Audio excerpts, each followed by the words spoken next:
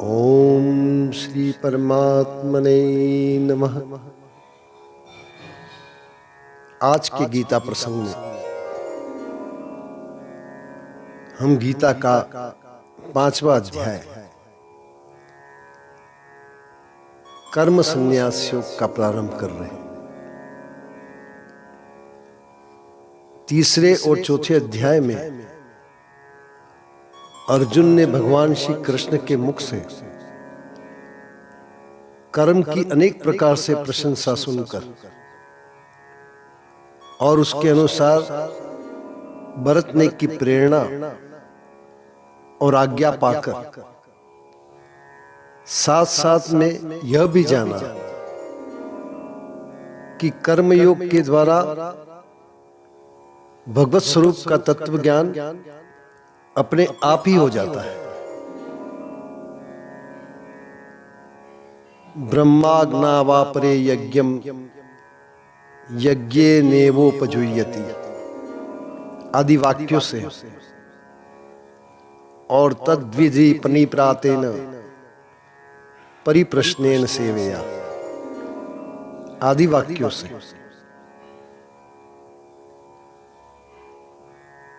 ज्ञान योग की अर्थात कर्म संन्यास की प्रशंसा सुनी।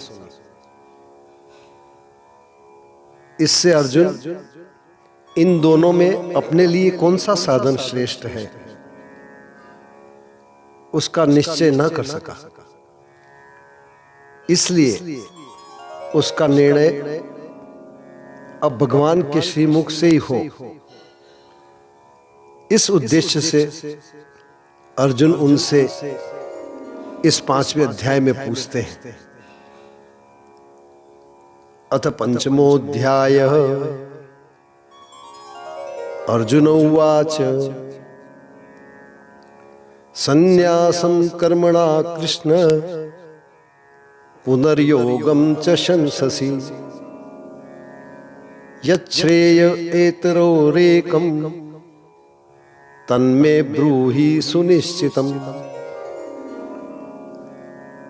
अर्जुन बोले, हे कृष्ण, आप कर्मों के संन्यास की और फिर कर्मयोग की प्रशंसा करते हैं।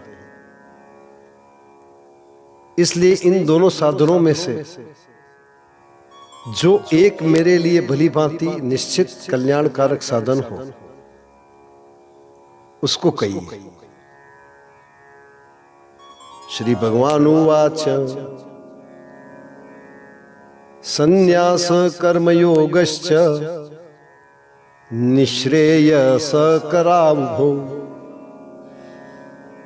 तयोस्तु कर्म संन्यासात् कर्मयोगो विशिष्यते। श्री भगवान बोले, कर्म संन्यास और कर्मयोग ये दोनों ही परम कल्याण करने वाले साधन हैं, परंतु उन दोनों में भी कर्म संन्यास से कर्मयोग साधन में सुगम होने से श्रेष्ठ है। ज्ञेय स नित्य संन्यासी यो न द्वेष्टि न कांक्षति निर्द्वंदो ही महाबाहो सुखम बंधात प्रमुच्यते।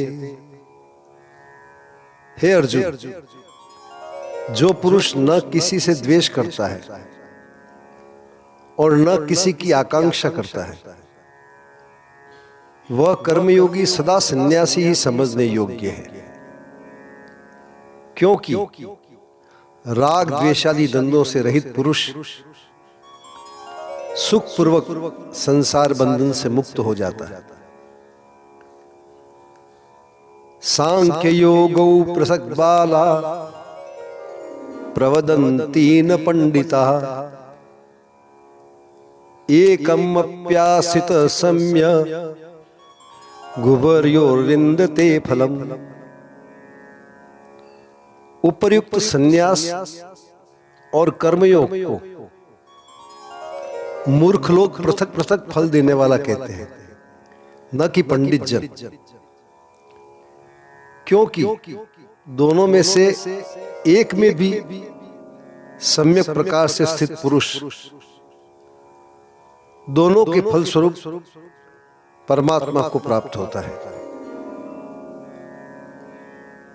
यस्सांख्ये प्राप्यते स्थानम तद्योगेरपि गम्यते, एकम सांख्यम च योगम च यह पश्यति स पश्यति। ज्ञान योगियों द्वारा जो परम धाम प्राप्त किया जाता है, कर्म योगियों द्वारा भी वही प्राप्त किया जाता है। इसलिए जो पुरुष ज्ञान योग और कर्म योग को फल रूप में एक देखता है, वही यथार्थ देखता है। संन्यासस्तु महाबाहो दुःखमाप्तु मयोगतः, योगयुक्तो मुनिर्ब्रह्म न चिरेणाधिगच्छति। परंतु हे अर्जुन, कर्मयोग के बिना होने वाले संन्यास अर्थात मन, इंद्रिय और शरीर द्वारा होने वाले संपूर्ण कर्मों में कर्तापन का त्याग प्राप्त होना कठिन है। और भगवत स्वरूप को मनन करने वाला कर्मयोगी परब्रह्म परमात्मा को शीघ्र ही प्राप्त हो जाता है। योग युक्तो विशुद्धात्मा विजितात्मा जितेंद्रिय, सर्वभूतात्म भूतात्मा कुर्वन्नपि न लिप्यते।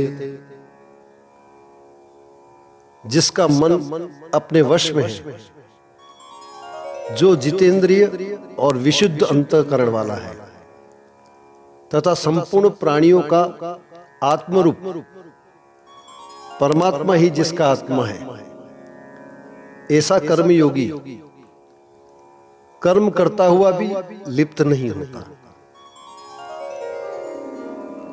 नैव किंचित करोमीति युक्तो मन्यते त्वचित्, पश्यन् शृण्वन् स्पृशन् जिघ्न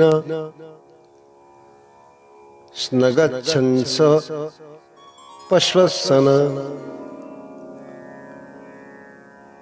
प्रलप्वन्वी सृजन् ग्रहणन् मिशन्नि निशन्नपि,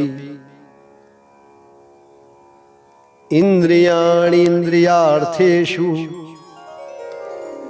वर्तन्त इति धारयन्। तत्व को जानने वाला सांख्य योगी तो देखता हुआ, सुनता हुआ, स्पर्श करता हुआ, सूंघता हुआ, भोजन करता हुआ, गमन करता हुआ, सोता हुआ, श्वास लेता हुआ, बोलता हुआ, त्यागता हुआ, ग्रहण करता हुआ तथा आंखों को खोलता और मूंदता हुआ, सब इंद्रियां अपने अपने अर्थों में बरत रही हैं। इस प्रकार समझकर निस्संदेह ऐसा माने कि मैं कुछ भी नहीं करता हूं। ब्रह्मण्याधाय कर्माणि संगम त्यक्त्वा करोति यः, लिप्यते न स पापेन पद्यपत्रमिवाम्भसा। जो पुरुष सब कर्मों को परमात्मा में अर्पण करके और आसक्ति को त्याग कर कर्म करता है, वह पुरुष जल से कमल के पत्ते की भांति पाप से कभी लिप्त नहीं होता। ओम श्री परमात्मने नमः। ओम श्री परमात्मने नमः। ओम श्री परमात्मने नमः।